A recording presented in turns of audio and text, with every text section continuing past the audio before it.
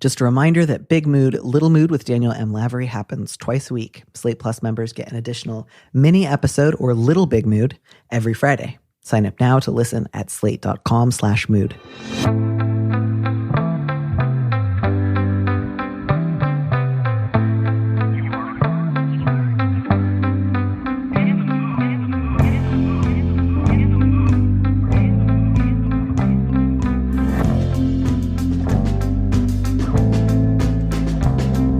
Hello and welcome back to Big Mood, Little Mood. I'm your host, Danny Lavery, and with me in the studio this week is Lisa McIntire, a writer living in San Francisco with her dog, Toby, who I have to let you all know, I know Toby. So, sorry, that's just a little behind-the-scenes treat that only I get to have. Lisa, welcome to the show.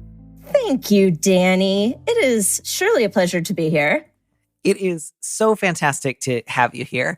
I obviously think that you give fantastic advice and are generally right about most things. So I look forward to a real mutual admiration society today. Yes. Oh, don't we all need that? Just constantly. I mean, sorry, I really took it for granted, by the way, that you were going to say the same thing. So feel free to do whatever you need. I'm just letting you know. I think you're great. This is your cue to be a normal person and return the compliment. Yes. So what I've been thinking about, my dear friend Danny, is that one, yes, you do know my dog, Toby. And in fact, Toby really took a shine to you early on. I remember the first time we all met that he just jumped into your car, ready to zip away, never to see me again. And our lives would have been different had that happened. He could just tell that I was special. Yes, absolutely. He just got a feeling about me. Dogs, babies, wild animals often will walk out of a forest just to like briefly nuzzle at my hand or see if I have a shiny apple in my pocket. It's really not a big deal. I try not to talk about it too much. Sometimes they do favors for me. Sometimes they leave me little presents on like a nearby flat rock. It's nice. It's like it's not a big deal. I try not to make a big deal out of it, but I do appreciate it. And obviously I do benefit. I mean, you and Bjork, I mean, I think like that, they have a sense. They know it's you two, the chosen. Yeah. Yeah. No, they something in me speaks to them. And they, in return, just want to give me little presents. And I never turn that down. And I think now your charm has only increased with the reappearance of the glasses. Because those are known just baby magnets. They focus your Babies energy. love glasses. Yeah. They focus it. By the way, can you see me? I know that Phil was telling me they've repositioned the camera in the studio so you can see me now. But I have no idea. Oh, fantastic. Well, hello, there you are. I can't see you, but I trust you. I remain a mystery, a voice in your ear. Well, I'm glad that you're here, even if I can't see you. And I feel bad because this has been a sort of charming introduction, and our first letter is a real bummer.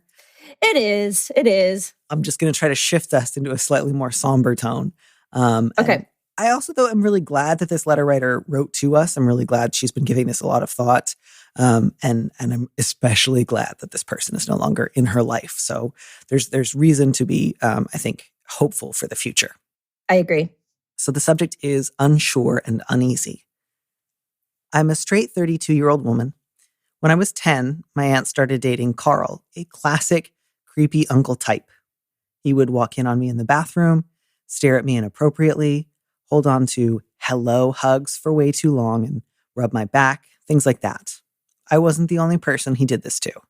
While he never raped me, his presence in my life was extremely harmful. When I reached puberty, I was terrified of male attention and didn't start any kind of sexual or romantic relationship until I was in my late 20s after a lot of therapy. Fortunately, I'm doing a lot better now. Carl hasn't been in my life in over 8 years, and I've been in several healthy relationships. But I don't know how to understand what happened to me. When Carl came up recently, my mom, who I'm usually close with, talked about how she, quote, protected me from Carl and never let him harm me. I don't know how to tell her that she didn't do enough, or even if I should. My mom would be devastated, and I don't know what good it would do to tell her. Why was I so affected when other family members, including other people my age, weren't? What do I call this? I don't want to minimize, quote, real sexual assault by calling what I experienced assault. I'm confused about how to move forward in talking to my mom and others about what happened.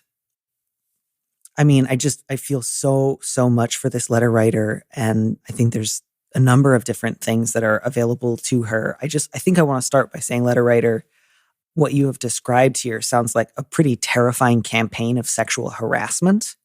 And while it may not have involved like a violent assault or an act of rape, I think we can characterize like purposely intruding into the bathroom. That's sexual voyeurism, taking advantage of quote unquote hello hugs, unwanted back rubs to a child. That is sexual harassment. Those are forms of sexual abuse. You're not taking away anything from other people by using those terms. And I would encourage you not to think of those things as just like regular, normal adult child interactions that he happened to like imbue with a weird vibe, but themselves were unwanted, unconsensual touching that I think falls under the rubric of child sexual assault, even though it doesn't necessarily involve like specific types of like legal contact, if you know what I mean. You're not talking about making a distinction in a court of law. You're talking about like describing a really consistent ongoing case of child sexual harassment. Yeah, I'm with you there, Danny. I really feel for the letter writer, and I think abusers often use this kind of plausible deniability to their advantage. Mm-hmm. Well, I didn't hit her. Well, I didn't rape her. I didn't do this to him. I didn't do this to them. And that doesn't account for the terrifying atmosphere that comes from being around someone who you feel has a malevolent presence and makes you feel uncomfortable all the time. Mm-hmm. The letter writer doesn't specify how much she was around Carl, but even if this were once a year, so you have the, Thanksgiving, that you're going to be around this person and you have the suffering anticipating during and after. It's to abusers' advantage to only think of these things in legal terms as opposed to how did you experience those events? And what I'd want this letter writer to know is that your experience is completely valid and honest to you, and it did happen to you. And I'm very sorry. Right. And I would just really encourage you not to feel like by talking about this like kind of terrifying campaign of sexual harassment I experienced as a very young child as something that could hurt anyone else who had experienced different kinds of childhood sexual assault or violence. By talking about what happened to you, by acknowledging that it was wrong and that the adults in your life should have stopped it, you're not taking anything away from anybody. You are looking after yourself, and you are accurately naming what happened to you that other adults in your life tried to downplay while it was happening. So if that's at all helpful in terms of kind of letting go of that fear, I hope that you can, because I really don't believe that there are people out there who would say like, whoa, if you talk about Carl, that somehow makes what I experienced with this other abuser feel less important. I really don't think that will be an outcome. I think if anything, this is like a holdover from this happened, it sounds like, if not in always full view of other adults, like at least enough that your mother was aware that there was something to protect you from. So my guess is part of what this fear is coming from is other adults saw a substantial amount of this, clearly knew on some level that it was wrong and that you were terrified and did nothing. So one of the lessons that you, I assume, picked up from that was this isn't a big deal at all. Right. And just, the quote unquote protected me. I mean, that just kind of screams that an adult knew that something was wrong and is now reassuring themselves that, oh, no harm happened because X, Y, and Z.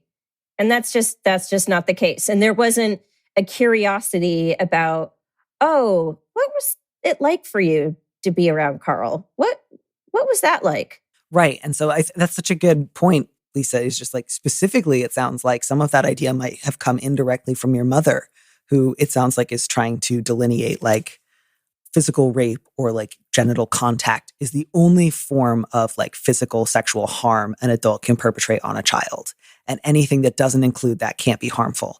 Therefore, I protected my kid. Therefore, I did a good job.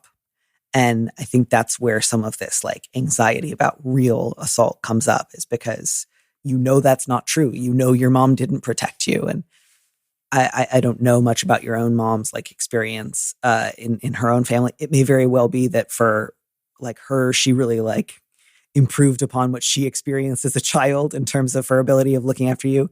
But like, you don't need to worry about like, was it better than something she might have experienced previously? Like, was she raising the bar some? Like, what you're talking about right now is like, that wasn't enough.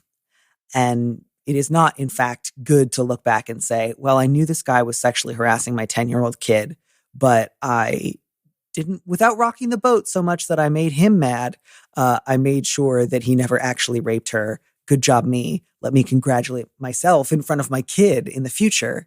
That's wrong. She's wrong to do that. And so, again, I really want to be aware of the possibility that you and your mom have a close relationship in a way that's mostly like loving and healthy, and that you don't necessarily want to go in screaming hot. But, you know, letter writer, I would encourage you, if you haven't kind of already done this, to really explore the space when it comes to your anger towards your mother, your aunt, and the other adults in your family who saw this and let it happen. Or who saw this and thought, you know what, the appropriate response to this adult harassing a 10-year-old is just kind of keep an eye on it. Make sure he doesn't like remove any clothing. As long as he doesn't do that, like, I feel good. That's really, really wrong. Yeah. Building on that, what I see going on here is that the letter writer has a lot of questions, understandably. And part of the questions are, you know, I don't know how to understand what happened to me. And I think that that's the first part of there's sort of like the internal questions of how do I process this? How do I understand this event? And, you know, the letter writer mentions therapy. There's no time like jumping right back in. I mean, it could be that, you know, therapy has gotten you to the place where you've been able to have healthy romantic relationships. That is fantastic. That is huge. Don't want to downplay that.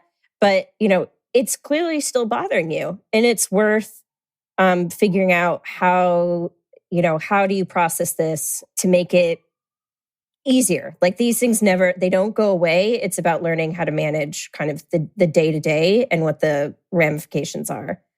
And I feel like the next part is then, you know, well, then how do I deal with my family? And I think like that's the second knottier, as in K-N-O-T, knottier part of the question. And I think, I guess I would recommend kind of gaming it out, essentially, because you need to decide what you're looking for and maybe how realistic it is to get that from these adults who let you down. Yeah. Yeah. So, you know, letter writer, you say that you don't know what to call this. And so one thing that I would suggest, and like, try it out, say it, see how it sounds. One of the things you could say that happened to you was you were systematically targeted and sexually harassed by a grown man for years, starting when you were 10, in full view of your family. And multiple relatives apparently saw him do this and either thought nothing of it or thought that the right response was just to like slightly maneuver him so that they could, with plausible deniability, keep him from crossing the line from acceptable sexual harassment of a child within the family to unacceptable sexual harassment of a child within the family. It's kind of a mouthful and it's a little like therapy talk. So obviously you can put your own spin on that, but that's pretty, I think, close to what you have described here. And I think that's pretty serious. I think it's truthful. I don't think it either downplays or exaggerates much. And you might consider saying that. You say, you know, I'm not sure if I should or what good it might do to tell her being your mother. Again, I don't want to be too flippant, but one thing that I think it would do that would be good is that it would devastate her. I think she should be devastated. I think she did something really wrong and she should feel terrible about it. That doesn't mean I think she should feel like she's a worthless human being for the rest of her life. But I think she should feel very, very, very, very bad about what she did at the time. And I think she should feel even worse about what she said to you recently. And if anything, I think she's maybe sort of like trying to find her way towards the truth by bringing it up now, over 8 years since he's left the family. I don't know, maybe she's always talked about it like this and you just kind of registered it lately, but it seems more to me like she brought this up maybe for the first time in years. And sometimes people know that there's something under the surface, but they haven't yet accepted the possibility that they've been telling the story in the wrong way to themselves. And I'm kind of actually curious if part of the reason she sort of congratulated herself on protecting you, thereby named the thing that previously needed to be kept kind of quiet, was because some undercurrent of her was like, I'm not sure if that's true. I want to get my kids' take on this. As you know, Lisa, I've talked about this before with you. When my brother disclosed to me that he was sexually attracted to children, I have often thought that on some level that he was not conscious of, he must have known that I was not going to join the rest of the family in helping keep this a secret. Yes. And that, again, without it being a conscious desire on his part, because he very much did not want me to stop him working with children. But I do believe there was some part of him that was like, I need to be stopped. And again, I'm not like giving him credit for that decision, but I think that's why he told me, partly at least. Yeah. I mean, certainly we all know that was the reason why that secret was kept from you. Right. That's why I was last. Yes. I mean, one thing that comes to mind, and I had to have a conversation with a friend about this once. I'm going to be vague, which is annoying, but essentially, oh, you're not going to splash someone's private details about family sexual assault on this podcast? That's so unusual. Why would you want to be at all tactful or use discretion? Well, because it's about me. I mean, if for someone else, fuck it. But no, it's about me. So I had this friend like bring up a very like tender and upsetting incident in my past. And she brought it up as a joke during a birthday party. And, it took me a long time to process it. And what I ended up doing was writing it out. And I think that helps. I think this is a situation where I think having a face-to-face conversation might be very difficult and would be easily derailed. And you might not be able to get all of these things down. So I might suggest to the letter writer, even if you don't send it, writing an email to kind of go over, I think just like go over first, like the events that happened so we can agree on what happened, even if you don't label it, and then talk about how it affected you. And I think then it's up to your mom about how she wants to react to that. And if she feels bad, like that's okay. I mean, it breaks my heart. It's good. Yeah. I mean, boy, do I know that feeling of, oh no, I must protect the authority figures in my life from knowing things about me that might make them feel bad. I understand that so very deeply. But at the same time, you got to just barrel past that, I guess. I don't have a good way. You just got to go for it. Yeah. And to be clear, I don't mean this in a purely punitive sense. Although, me, I can get a little bit punitive. I think there's, sometimes a little bit is okay. Because feeling bad about it will be the first necessary step on the road to meaningfully apologizing for it and making changes in her life so that if something similar ever happened in the family again, she would make a different decision. So it's not just, it would be good for her to feel bad because it's her turn. It's because that's the first thing that has to happen before she can change. She can't just go from thinking, I did everything right that time, to changing. You've got to have something in the middle. And so I think, letter writer, it would be worth talking to her about because you're a person who matters. Specifically, you're her child whose feelings matter to her because your childhood experience is important and you deserve the chance to speak honestly about it. And again, I put this on a lesser scale than kind of like your need for honesty and clarity when you're already harboring a lot of feelings that you haven't shared with her. Like they're already there. This would just be about naming them rather than speaking them into existence. But also because it would be good for her to recognize that she did not do enough, to truly, truly want to change, to look for ways to try to work on and repair her trust with you as an adult on an honest, like transparent basis, and to commit to like a different framework of child safeguarding for the rest of her life. Those would all be really good outcomes, and they would have to start with something painful. And so, I don't know exactly what your mother's response would look like, And I can't promise that right away it would be ideal, but I do know that if it's ever going to involve anything like a meaningful acknowledgement of what you suffered and a meaningful apology and a meaningful change for the future, it's got to start with honesty. So again, that doesn't mean you are like obligated to have this conversation with her. I want you to look out for yourself on this one, first and foremost. And if you just decide, I'm not ready for that right now, or I'm not up for it, kick that can down the road, take your time. But I think sometimes it can help too. If it's you, it's easier to dismiss. Think about if there were a 10-year-old in the family right now who felt that level of fear and terror, would I want them to just keep it to themselves and say, well, what's the point of telling an adult later? They'll just feel bad. Or would I say, no, you deserve to talk about this honestly. And then treat yourself like you would that 10-year-old, because that was you. And I think there's a potential for this conversation to be, of course, sad and painful, but potentially good. If your mom really loves you and cares about you and wants to protect you, letting her know that she did not do enough and that there's changes that she needs to make. Hopefully she will say, yeah, I want to move in that direction. I do want to do those things, even if it's hard and even if I feel guilty. Right. It's just not, it's not the worst thing in the world for someone to feel shitty, realizing that there was a failing.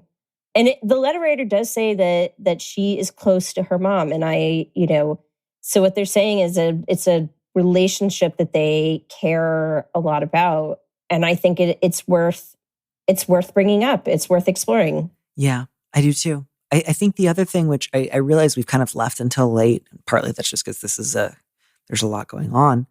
The letter writer says that she was not the only person that Carl harassed. And then also has a line towards the end, I wonder why I was so affected when other family members, including other people my age, weren't. This to me suggests that the letter writer hasn't talked about it with those other people. I could be wrong. Maybe she has had some of those conversations, but I wonder, letter writer, if that might be a place to start if you're not yet sure about what you want to say to your mother. You can absolutely get in touch with those other relatives and ask if they are open to having a conversation about Carl. And of course, you can respect them if they say no. Don't try to force the issue if they feel unable to have that conversation. Maybe plan some special therapist sessions of your own kind of before and after those conversations so you can go into them kind of prepared. But I would also encourage you to not necessarily let go of, but just put to the side for a minute this belief that you were affected and others weren't. And I say that really gently because you certainly haven't done anyone wrong by making an unfounded assumption. Just maybe they dated and didn't hold off on relationships in the same way that you did, but they might very well have experienced similar levels of terror that they just haven't shared, or that might have kind of affected their lives in different ways. And certainly they would not be the first people who had experienced harassment or assault or abuse as children who, as adults, kind of reacted to that with a little bit of bluster or a little bit of, I'm fine. Yeah. What strikes me is that even if we played out that even if no one else was quote unquote affected by this, that you were, letter writer, you were. And that's okay. If you were the only one, that doesn't make it any less bad. But in all likelihood, you probably weren't the only one. And it's the kind of thing that you just don't know. You just don't know. Right.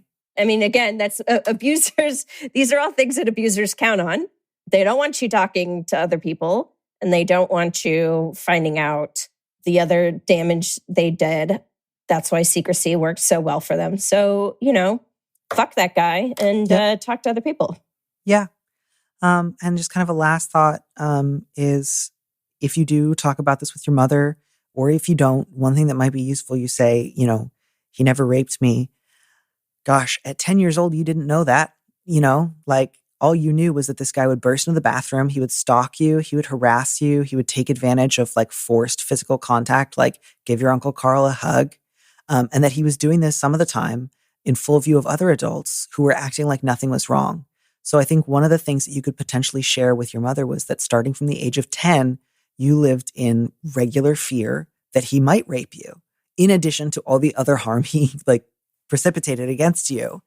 You had no way of knowing what life would be like in your 30s. You didn't know what was going to happen next.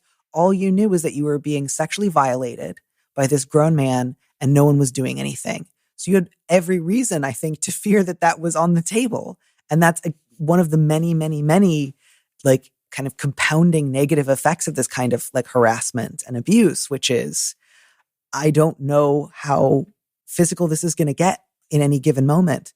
I don't know what I'm going to do because nobody else is reacting like anything wrong is happening. So I guess I'm on my own here. And that is a hideous thing for the other adults in the family to have done to you and to the other children in your family. And again, that does not mean you can't love your mother. That doesn't mean she can't love you. That doesn't mean she couldn't have been a good parent to you in a lot of other ways. But that was wrong, deeply wrong. And she needs to feel guilty about it in part so that she never does that again. And I don't say need in terms of you have to tell her. I just mean it would be good for her to feel bad about that in a productive way rather than just like, I'm going to wallow in shame kind of way. So anyways, I just wish you all the best, letter writer. I do hope that you talk to some of your other peers in the family about it before you consider talking to some of the other people who were adults when you were a child. Please do write back. And again, if you just decide I'm not ready to have these family conversations yet, I just want to go talk about it some more in therapy, do that. Be well, take care of yourself.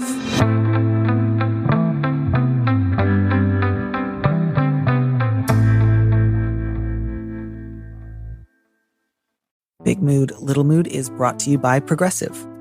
What's one thing that you would purchase with a little extra savings? A weighted blanket? Smart speaker? That new self-care trend you keep hearing about? Well, Progressive wants to make sure you're getting what you want by helping you save money on car insurance.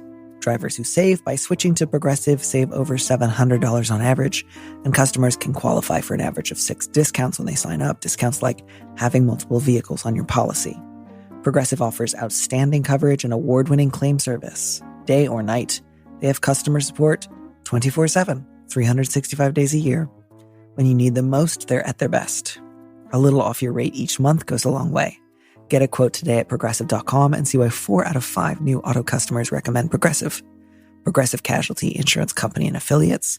National annual average insurance savings by new customers surveyed who saved with Progressive between June 2020 and May 2021. Potential savings will vary, discounts vary, and are not available in all states and situations. Hey everyone, actress / singer / entrepreneur / everyone's favorite Virgo, Keke Palmer, has a hilarious new podcast called Baby, This is Keke Palmer. It's on Amazon Music and you're going to want to check it out. Keke has a lot of burning questions that keep her up at night. For instance, remembering Tom from MySpace, that guy with the smile and the little white t-shirt. She really wants to know what happened to him. She's putting friends, family, and some of the hottest experts in the hottest seat to ask them the real questions that everyone wants to know.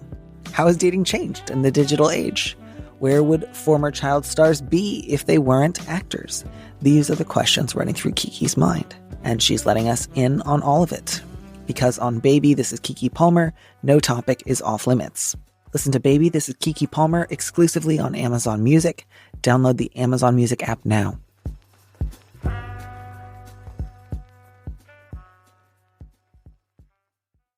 Getting delivery can be kind of like going on a bad date, where things are supposed to be quick, easy, and drama-free, but then they never really are. It'll happen late at night, and yet never on time. It's never as hot as you hope and leaves you feeling full of regret. Well, maybe it's time to break up with delivery and try something better.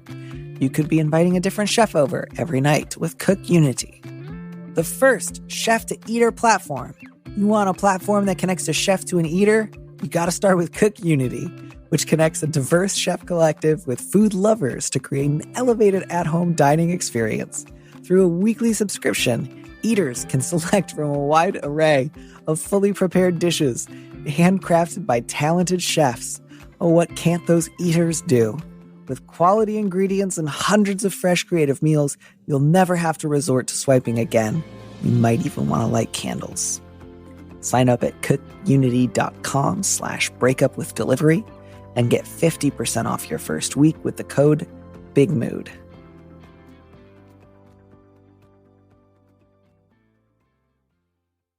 So our next letter is a little, we're still in like kind of like, how do you advocate for kids territory?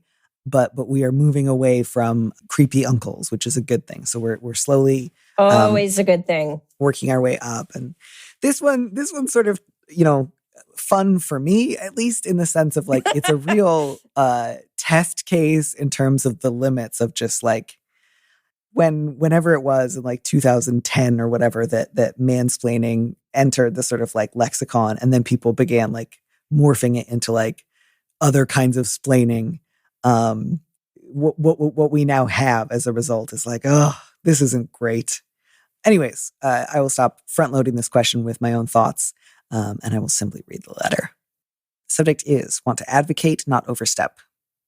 I'm not a parent, and I've only known my boyfriend's kid for about 4 months. I like them a lot, so I'm not exactly an authority figure. A few months ago, my boyfriend's kid came out as non-binary and switched to they-them pronouns. The whole family has accepted them, but my boyfriend still often uses their old pronouns. My boyfriend is also a trans man who came out about 3 years ago. He's fine with his kid being non-binary, but says changing pronouns for a child you've raised since birth is hard, and he needs more time to train his brain. I get that. I don't, letter writer, but I'm wondering how I, as a cis woman and a non-relative, should handle this in the meantime. I've been doing what I usually do when somebody misgenders someone, which is calmly remind them of the right pronouns and carry on with the conversation. Excellent strategy, by the way. That was me again, interjecting. However, my boyfriend has been getting irritated with this, and he finally told me not to, quote, cis-splain to him. I get that, but what do I do instead? Do I let him use the wrong pronouns until he gets used to it? Or maybe just say it once per conversation, no matter how many times he does it? Doesn't seem fair to leave it to his 11-year-old kid, and honestly, I was hoping that my gentle reminders would help him get used to it faster, so that his kid doesn't have to hear him misgender them all the time. It seems absurd for a cis person to correct a trans person's behavior about a trans issue, but I'm also an adult who wants to advocate for a child without overstepping my bounds. Any tips? Give me your boyfriend's number, please. Because then I can yell at him and I can say, I came out as trans 5 years ago, so I have seniority and I can't cisplain this to you because I'm in your secret, special little identity category and I'm going to yell at you. That's how we're going to solve this problem. Is it wrong that I just read this and I go, oh, Fox News would have a field day with this one? I'm sure. Yeah, I mean, just like, as I think we have seen, being a member of any given identity does not necessarily and automatically mean that you are going to treat other people with like marginalized identities well. It's not an indicator of morality. It's just an identity category. And so you can get pretty quickly lost in the weeds if you try to subscribe to trans people wise, do what they say. Because then if a trans person behaves like an asshole and you say, oh, I don't think you should do that, they say, but you are cis and I am trans. And therefore, like as if you're playing poker or something, they're like, but I have 2 aces. And you're like, well, he has 2 aces. Yeah. Well, Caitlyn Jenner comes to mind. There are certainly exceptions. I have personally not heard of cis-splaining before. That's a real treat. It kind of rolls trippingly off the tongue. I mean, I think that's a pretty good. Yeah, it's a pretty good portmanteau. I'll give it that. I don't want to give it anything, but I hear you. But I am, however, mystified by the boyfriend. I'm very curious about what's going on here. Why trans for me and not for thee? I don't know. Can you hazard a guess as to the psychology here? I can't. I'm struggling. Yeah, I mean, I think it's just like some people genuinely do not think about like their own identity categories outside of like how does this benefit me, and enable me to like end a conversation with somebody else. And so, there are absolutely people who feel like my transition is like legible and cool and interesting, and somebody else's transition or relationship to gender or, non-binary status is weird and fake and not, nice and good like my thing is. And if anything, my nice and good transition makes me an expert in the field of gender, and therefore I am more uniquely qualified than anyone else to decide whose relationship to gender I need to like respect and legitimize and whose I can dismiss. And it's also like, it's a shame. I wish that trans people were exempt from it, but that's not always the case. And so this is just bullshit nonsense, what he's saying. Like, it's no harder to change pronouns for your kid than it is for yourself. Cause like you like, you know what I mean? Like, he used his old pronouns for himself until 3 years ago, also since like as long as he could remember. Right. So this whole argument of like, whoa, I need time. It's just like, no, like what you're saying is basically, I feel entitled to tell my kid who they are, because I feel a sense of ownership over them, and I don't want anyone to challenge me on that. So then the question is like, how do you challenge somebody on that without overstepping boundaries as like, hey, I've only known your kid for 4 months, but this seems fucked up? And also, does it kind of at a certain point begin to change your feelings about whether or not you want to keep dating him? Like, that's also, I think, an open-ended question. I feel like if I were dating someone and they were being this big of an asshole about their kids, like switching pronouns, if we'd already had a bunch of like gentle reminders and then they were a dick about it, I think I'd like want to stick around for another few weeks just to like really advocate for the kid, and then I would dump his ass. I as much as I like the sound of the term cisplaining, you're not cisplaining. You're simply asking your boyfriend, can you not be a fucking dick? Why are you being a dick about this? This is not hard. And what worries me is that it's like, if this parent can't get it together to correctly gender their own kid, then how the fuck are you supposed to be protecting this kid in the rest of the world and advocating for them? I don't like, so this comes down to like, well, you just sound like you're a shitty parent and annoying. I don't know. Yeah. Why is your boyfriend getting irritated about this? Like, because he knows he's doing the wrong thing. Exactly. And that's why he's getting defensive. So like, letter writer, I would say, calmly but firmly say, I'm not cisplaining. I am correcting you when you misgender your kid. You don't get a special pass to misgender your kid just because you're their parent. And it's actually really affecting my respect for you that you won't change here. I'm not going to stop correcting you. You need to stop misgendering your kid. This is important. I think that's like pretty reasonable. And I get that. That's extremely reasonable. And I feel like it's, again, I really understand that you like wouldn't necessarily come into a relationship of 4 months and then like say like, you know what, I think you need to do this differently at like bedtime, or like you need to have a different family policy around the dishes. Like, no one wants to be like rude or intrusive. But this is like really basic advocacy stuff. I think you've been right to do the general reminder. And I just want to give you full permission from another slightly more senior trans person. I will write you a permission slip if you need it, along with a date that I started HRT, so that he knows I outrank him. That's just like, that's not a thing. Like, cisplaining is, whatever cisplaining is or could be, it's not, hey, you misgendered your kid. I just want to encourage the letter writer. Like, I think she's been like reluctant to challenge her boyfriend on like, in terms of like the moral high ground, because she feels like, well, he is trans, so like he wins. But like, you're the one with 2 aces. He doesn't have 2 aces. This is about like behavior, not identity. Not misgendering people is the behavior. Whether or not you're trans or cis or non-binary or anything else is not the issue. The issue is like respect and letting somebody else determine that like the terms upon which they want to be addressed. And so stick to your guns on that one. And maybe also check in with the kid and just be like, how you doing? I'm really sorry that your dad has been so shitty about that. Maybe don't say shitty. I don't know, 11. Like, you gauge, but just be like, is there more that I can do to be helpful to you? I'm really sorry.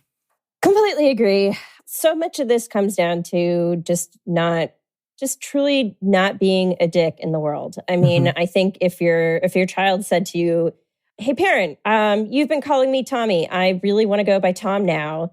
And you just refuse to listen to your child and only called them Tommy, because it takes time to train your brain. But you have to train it because you're not training it. It's like, this is like, I don't know, sitting on the couch and like eating a loaf of bread and saying like, I'm training for a marathon right now. It's like, no, training for a marathon would be like having some bread and then going for a run. You're not training. You're actively not doing it. So. Right. The training is the doing. Yeah. The training is correcting. That's the training part. Right. Like, and sorry, I wasn't trying to get into like a food policing thing of like, oh, bread's the opposite of running. I just mean that like, bread's not running. Bread's great. Eat bread. But like running is running.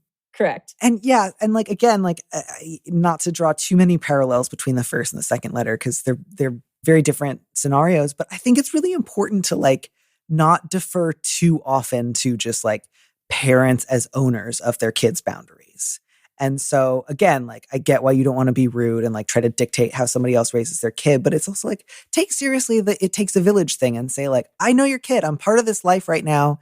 And like, this is not okay. This kid needs more of a defense. And like, if you're not going to do it, I'll stand up and do it. Somebody should. Like your boyfriend's kid needs to see that. Other people in the family need to see that. Like people should not defer to like parents' bad boundaries just because they happen to be the parents. And I just think, especially like at 11, there's so little about your own life that you can control. You don't control like what you do with your day. You barely control what you do with your time after school. You have no money. You can't drive. Like you have no real independence. Your life is so much at the mercy of like what your parents decide to give you, that just like this little bit of, no, you deserve to decide your own fucking like pronouns, and to ask that other people like meaningfully attempt to like make this change. It's just huge in terms of like, yeah, you're a person. You deserve to have your own ideas about your life and your body and your future and your like social status. All of that. And letter writer, I'll just go ahead and say, if they don't shape up soon, dump them. Like that just, they sound dickish and annoying. So dump them. Yeah. And like maybe if there's other people within the family or extended family that you can kind of enlist to also like, again, like these are like offering like non-freaked out corrections. You're not asking anybody to like throw a sword at him. But if there's anybody else that you can kind of like rope in, do. But also like if at a certain point this does affect your feelings for him, which I kind of imagine that they might, don't feel like, oh, I have to keep dating him to keep an eye on the kid either. Like that's not something that I want for you. I also want you to be in a romantic relationship with someone you like, not only like respect, but also feel like you can handle reasonable conflict and even being told lovingly and graciously that you're wrong and that you won't just like be a defensive asshole about it. I think that's such a huge element of like character that when you're looking for someone you could be in a relationship with, like how somebody handles reasonable criticism is really important. And this is just, I would just find it really difficult to like be attracted to somebody who is acting like this. Yeah. I'm sick of this boyfriend and I want them to, I want them to get it together and just be respectful to your own goddamn kid. It's not that hard. Oh my God. Really not. It's not that hard. It's really not. Like, again, just like, oh, I've known this kid's pronouns since birth. That's too hard. And it's like, well, that's 11 years. You're older than 11. You changed your pronouns. So like by the transitive property, friendo, you should be misgendering yourself all the time. Mm-hmm. I mean, again, like we know that's, we got it. Folks, you've stepped into a logical trap. My razor sharp mind has once again encircled a foe. It's just like, it's stupid and you know it's stupid and you know it's bullshit. And I'd so much rather somebody just say like, because I don't want to and I don't like it and I think I'm the king of transition than like, oh, no. This is just it's an issue with time. It's just a time thing. No, it's not. You know it's not. There it is. There it is. All right, we will pause there momentarily. I don't know. I just generally think that like the more and more I hear like questions like this and the more and more that I hear about just like, like demanding like a child's bill of rights, the more like radicalized I get on that front where I'm just like, honestly, 12-year-olds should probably be able to vote. And we need like serious ways to minimize the amount of like control and power that parents have over their children. Couldn't agree more. Not drive, to be clear. Driving, nobody should be driving. We should be getting rid of the ability to drive because the planet is going to turn into soup. But also, I think you should be able to vote before you should drive. And this has been Danny's sense of the world. It's whimsical and arbitrary. It's just wild to me how much power that parents have and truly get to treat their children like pets. Or frankly, frankly, you have a higher chance of your pet being taken away first. I was going to say, I feel like people are more likely to intervene if they believe a pet is being mistreated. Like they're way more ready to speak up. Whereas like if it's your kid, someone's gonna be like, oh, well, that did seem pretty bad, but that is their kid. And who knows, maybe they're having a bad day. Absolutely. What is... Sorry, my mind, of course, went to something we all know that is abusive to dogs, which is playing fetch with them. Sure, I remember that. Which is obviously the exact same thing as giving your dog drugs. Do you care to contextualize that at all, just for any of our listeners who might not have been on Twitter at the time? Or totally also a valid choice. Do you want to just leave that one? And if you get it, you get it. And if you don't, you don't. Yeah. Frankly, I could try to give context to it, but I saw this secondhand from you that a main character on Twitter one day insisted that playing fetch with dogs is akin to giving them heroin. And that really stuck with me, even though I never saw the tweets. I would never waste heroin on a dog, just to be clear. Well, yeah. It's expensive. Yeah, those are for cats, obviously. No, that's for me. I mean, I'm not going to relapse. I think staying sober has been good. But like, I don't know, if I've got heroin and I have to give it to someone, it's going to be me. I'm not going to waste it on a dog. Like why would you put fentanyl in children's Halloween candy? Why would you waste that? Yeah, you should give it to me while I could watch a documentary about trees or something and feel really intense. Exactly. Listen to some jazz. Yeah. I was actually earlier, I always know that like I'm in a really good place emotionally, mental health wise, if I've been listening to a lot of like mid-60s white guy bossa nova.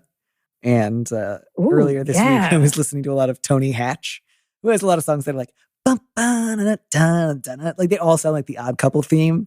And I was just like walking around town, like walking the dogs, listening to it. And I was like, oh, I'm doing well. This is my time of year. Listen, got to swing in your step, feeling the groove. Maybe there's a girl from Ipanema. You've got to stew. Have you, by the way, recently rewatched The Odd Couple? Because it shines. It shines like a jewel. Oh my gosh. It's beautiful. I haven't. I do feel like I have whole stretches of it committed to memory. I could really go pretty far in my brain just watching it. Yeah.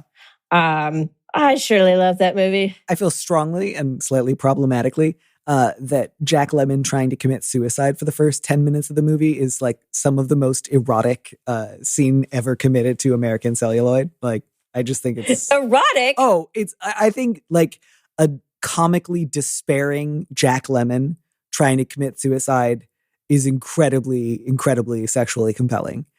And I will not explain myself. I mean, would an explanation help me get there? I feel like I explained it beautifully. I don't know, but I love that for you. I think that's beautiful. Thank you. I think that's beautiful. I think bless your erotic imagination for that. I think he was such an incredibly like expert cataloger of like the petty indignities and frailties of living in a body, especially in like the mid-century middle class register. And that was really like his chance to shine, because the first 10 minutes of the movie are just him being constantly frustrated by these like tiny and like undignifying details. And he's throwing out his back and he's throwing out his neck. And, you know, they want ID at the hotel he wants to jump out of the window of. And I just think that's like brilliantly done. And so maybe it's the like his mastery of the physicality of the situation, even though it's not, it's that he's so fully embodied. That's and I also have slightly the erotic like part a of it. Thing for self-destructive masculinity that, you know, I'm not going to apologize to you for, Lisa. No, and nor do you need to explain, but I am fascinated and curious. All right, well, we can talk a little bit more about this after the show. I'm happy to share with you all of my maladaptive fantasizing. Well, Lisa, thank you so much for joining me today. Thank you so much for having me. It's been a pleasure. Yeah, it has. Well, I just loved getting to talk to you, and I hope you and Toby have a fabulous rest of your day, and that either you get to watch a lot of shit on TikTok that makes you really, really mad, or that you get to do something that makes you really, really happy, depending on what you feel like doing? Well, I am happy to say I am 9% into Middlemarch.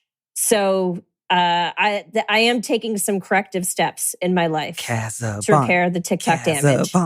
Casaubon. Yes, I love him. He's my favorite. Nobody understands him but me. He's wonderful. I love him so much. So yeah, more Middlemarch, less TikTok. That's my promise to you.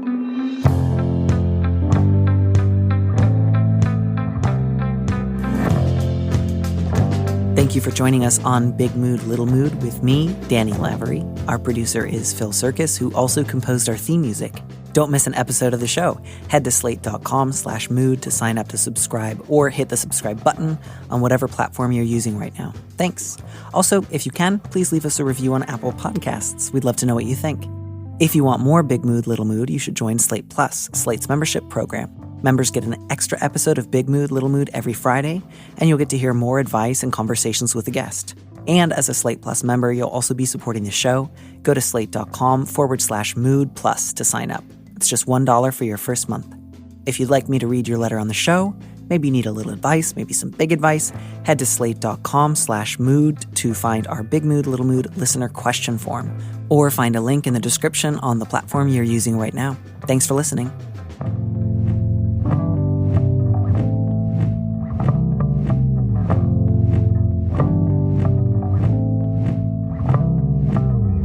And here's a preview of our Slate Plus episode coming this Friday. I also want to know what the workplace is, because immediately I started imagining this in a school, kind of like in a Tom Perrotta novel. Okay. I don't know why I went there, just for like dramatic. I don't know. It just sounds more dramatic in my mind. I think I had imagined that it might have been like food service, hospitality, just because that's like the industry that I think of when I think of like people cheating on each other. So it's like, and oftentimes it's easier to go like hang out when like your boyfriend works at like a restaurant if it's a really messy, emotionally messy, not like physically messy place. Oh, that's true. Plus you've got the hours that are weird, and if you stay out late, But it could have been just like an office park. Okay. She could have just like, I don't know, grabbed one of his key cards and lets herself in and is like, let's go down to the caf. To listen to the rest of that conversation, join Slate Plus now at slate.com/mood.